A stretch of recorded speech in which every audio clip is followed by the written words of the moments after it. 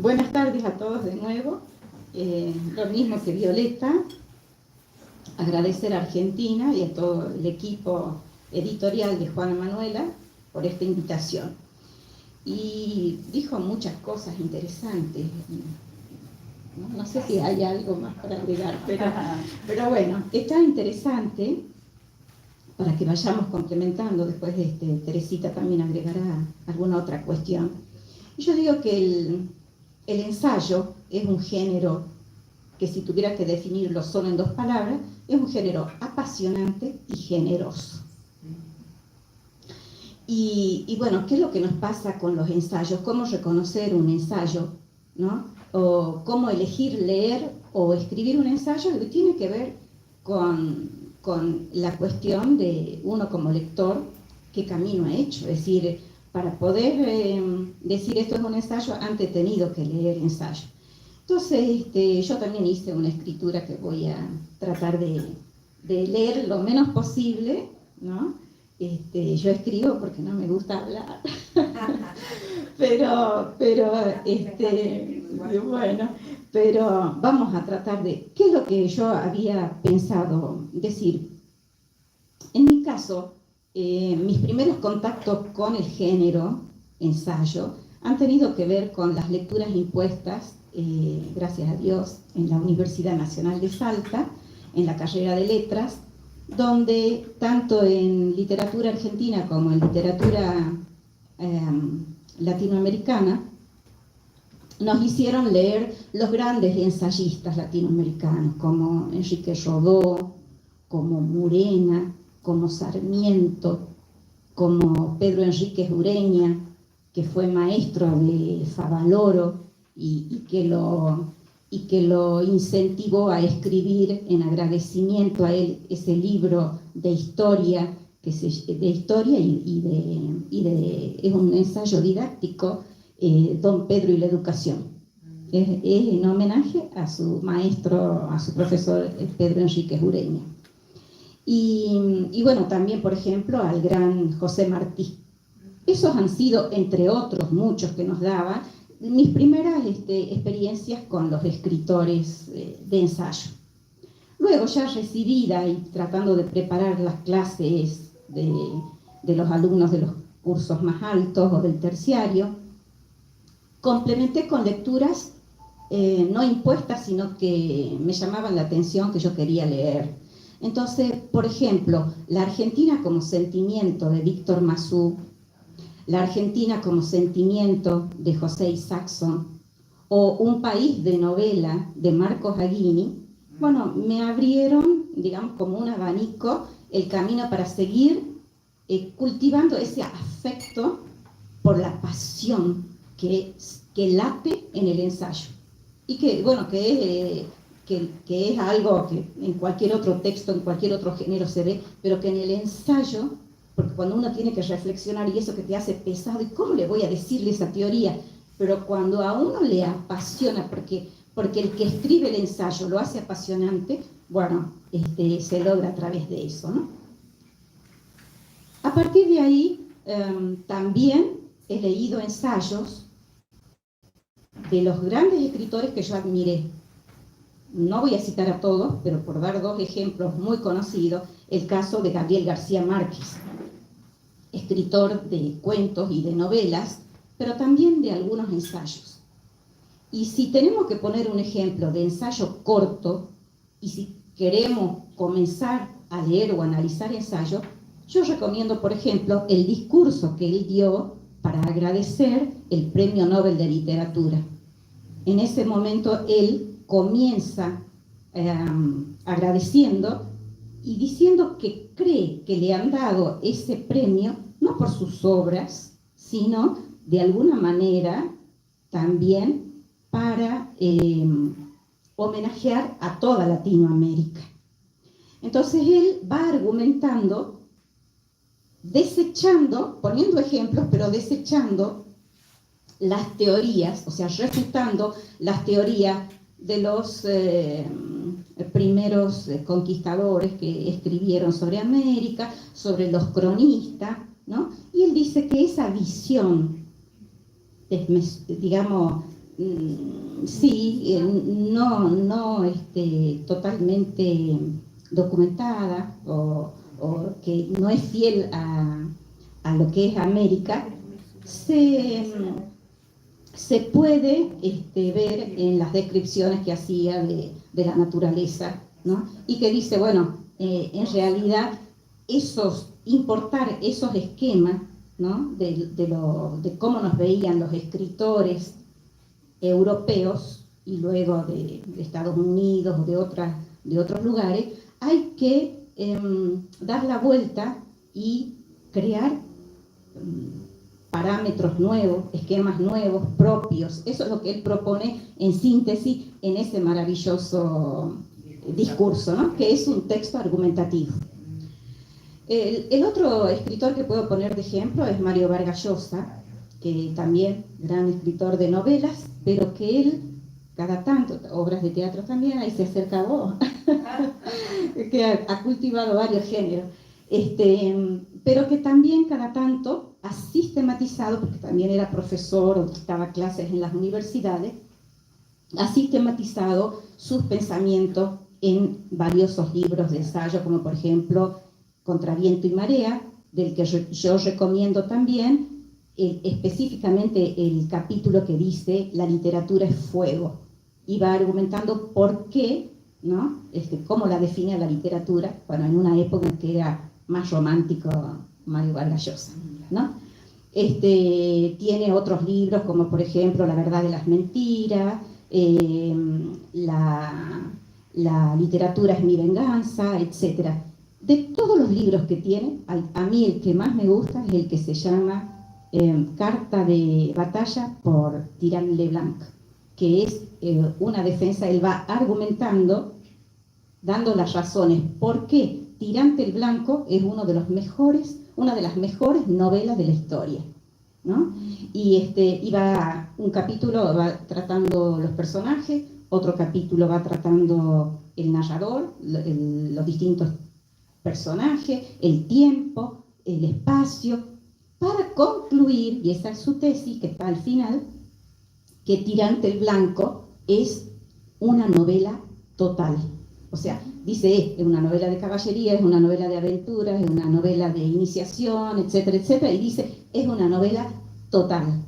Entonces, ese es otro ejemplo de texto argumentativo o de cómo se puede ir argumentando. Y en ese caso es un texto un poco más largo, son varias páginas. Sí, varias páginas. Hace poco me obsequió su libro la profesora Leonor Arias, ¿no? Su tesis, que es sobre la Argentina en clave de metáfora, y me dice, toma, te doy este mamotreto, pero porque son 700 páginas, ¿no? No es un mamotreto, es un escrito hermoso, pero claro, es muy extenso, ¿no? Y es un ensayo. Ese es un ensayo académico, pero muy poético. También es largo, y si tengo que, fuera del ámbito de la literatura, que a mí me apasiona citar otro libro, leí La pena natural, escrita por Juan Manuel Pizarro Echenique, que es doctor en Derecho y que fue exalumno mío del Scalabrini, y realmente me emocionó porque hace todo un análisis de la pena natural, remontándose a los griegos, ¿sí? y en un lenguaje muy poético, así que cruza todas las dimensiones, ¿no? Bueno, para sintetizar, entonces también para ir cerrando lo mío, más allá de que uno para escribir un ensayo tiene que tener una serie de textos leídos como ensayos para ir reconociendo cuáles son las características, además de la teoría que la puedo encontrar hoy en día en algún video, en un resumen, ¿no es cierto?, en los medios, ¿sí?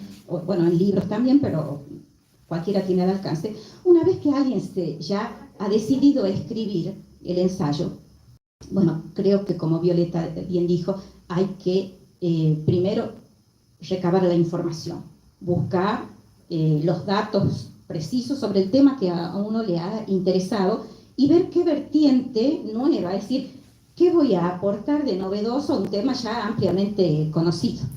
Entonces voy a poner solo de ejemplo uno de los primeros ensayos. El primer ensayo que yo escribí lo hice también gracias a la Universidad Nacional, que fue al colegio donde yo estaba a dictar un seminario de semiótica. Y entonces, a raíz de eso, nos dijeron, elijan un tema si quieren ustedes y escriban algo sobre, va a ser como una evaluación. Y a mí se me ocurrió hacer el análisis del proyecto educativo del colegio donde yo estaba.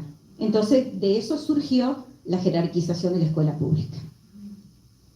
Entonces, lo he dividido en distintos capítulos y solo para demostrar cómo se argumenta, uno de los capítulos está dedicado a la biografía de Raúl Scalabrini Ortiz, que es el nombre del colegio donde estaba, y donde yo pongo el nombre y el hombre, signos sociales. Es decir, cómo hasta la elección de un título para un libro o de un nombre para una persona, para una institución o para lo que sea, no es al azar, no es además, digamos, va con una ideología marcada, no es ingenua la elección.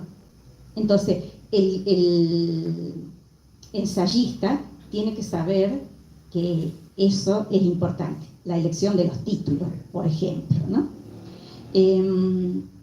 Bueno, después ya me animé y escribí más. El otro de tipo así didáctico, si puede ser porque también es histórico, pero de tipo didáctico, se llama Docentes eran los de antes. Título que a mí me pareció interesante, hay otros que me han dicho, yo con ese título no lo leo.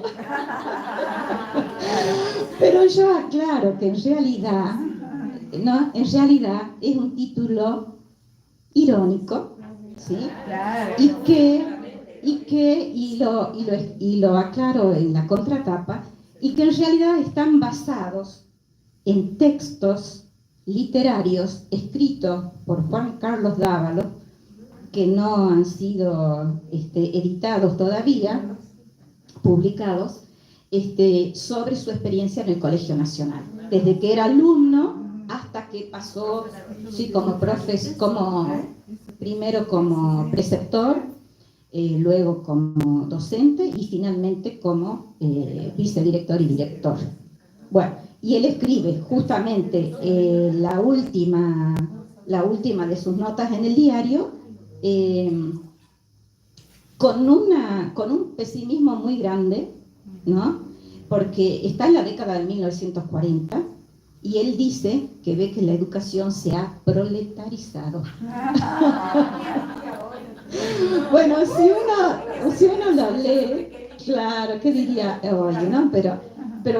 Pero eso me llevó a mí a decir, bueno, la gente que dice que docentes eran los de antes, no es tan así, porque además eso dice él desde su perspectiva ya de persona mayor, que ya ha pasado por todos los... Pero también hace una retrospectiva en distintos números y se reconoce él como estudiante y como profesor, con toda, digamos, con lo bueno y lo malo de esa época. Entonces, como para reflexionar, y eso lo llevo a la época actual. Bueno, época actual era 2011 en esa época, 2011 en esa época. Bueno, luego surgieron, solo les muestro los títulos, pero no voy a hablar de eso. Surgió a raíz de investigaciones genealógicas, un aporte también a la genealogía, Vivir en la Frontera, donde estaba buscando datos de la familia para hacer el árbol genealógico de mi hijo, y a mí me gustó tanto lo que yo encontré sobre esa zona que es la antigua frontera del este, Anta, Rosario de la Frontera, todo ese lugar, que dije, bueno, yo no puedo limitarme a hacer eso, y de ahí surgió la necesidad de escribir sobre eso, que luego lo amplié y es lo que publiqué, lo que presenté al concurso y gané junto con otras personas, que se llama La antigua frontera del Este, ¿no? Bueno, y así surgieron otros históricos, pero no son mi tema específico, hasta llegar a el último, se llama Salta, la ciudad del campo y sus lectores, que son como textos independientes, sí, artículos independientes. Exacto. Bueno, ahora yo le voy a dejar picando una sola cosita nada más. A mí me gustó mucho lo que yo leí en el texto de la profesora Leonor Arias sobre el ensayo, porque ella dice que es un género que, a diferencia de los textos, del trabajo del historiador, donde está más atento a los hechos, refutables si se quiere, pero bueno, ella dice, el ensayista está atento a los hechos, pero sobre todo le interesa la interpretación de los hechos, ¿no? Y también compara al ensayista en general con el novelista o el autor de ficción, donde dice, bueno, en ese caso el escritor se enmascara de alguna manera, ¿no?, a través del narrador. Bueno, es el narrador el que habla, es el personaje el que habla, y él está, pero claro, él alimentó todo eso, y eso, él es el autor.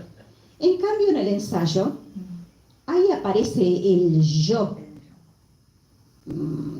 como el Facundo, el don yo le llamaban a Sarmiento, ¿no?, porque todo yo, pero bueno, el ensayista, ¿no?, es aquel que toma la primera persona y habla en primera persona, porque es el que asume una postura desembosadamente. Esa es la diferencia con otros textos, por ejemplo, ¿no? Sabiendo que también su trabajo es de una vigencia relativa, porque está sujeta a modificaciones, sí, a críticas del propio ensayista y de otros. Bueno, a ver, no sé qué dice Don John.